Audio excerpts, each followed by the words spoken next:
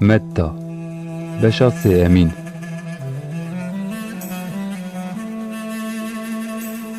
Diwan rojan da Yuhannayê îmadkar li çola cihistanê derket meydanê û wiha destbihînkirinê kir.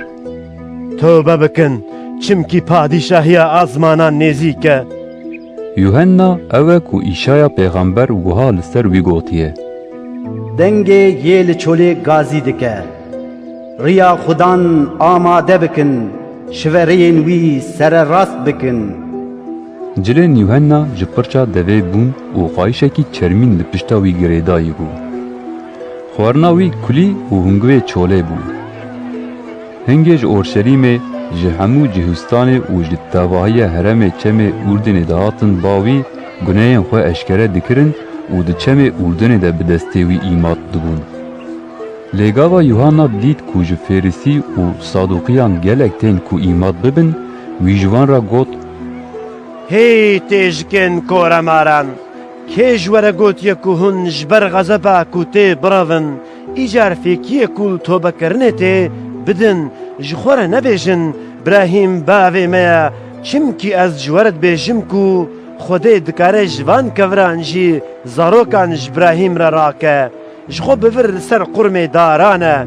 Her dera ku berê qenc nede, wê bê birîn û wê bê avêtin nav êgir. Erê, ez we ji bo tobê bi avê immat dikim.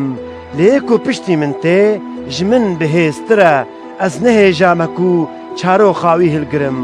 Ew ê we bi ruhê pîroz û bi êgir immat bike. Melhêba wî di destê wî de ye. Ew ê bêndera xwe qenc paqij bike. Genimê xwe di embarê de bicivîne. Lê ew ê kayê bi agirê ku venam re bişewtîne. Hingê İsa ji Celîlê hat çemê Urdinê ba Yuhanna, da ku bi destê wî îmad bibe.